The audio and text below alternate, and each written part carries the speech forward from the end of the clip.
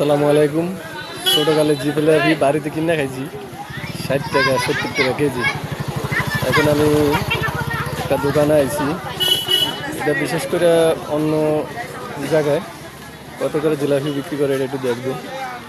আশা করি এখন জিলাপি কিনে খাবো। সবাই দেখেন জিলাপি কত করে ভাই? 200 টাকা। 250 গ্রাম জিলাপি দেন, একটা দেন। 200 টাকা কেজি জিলাপি, এক পা মনে হয় 50 টাকা। খুবই ভালো লাগছে। এখানে পাশে বাজার দেখেন, অনেক সুন্দর জায়গাটা, পরিবেশটা গ্রাম অঞ্চল।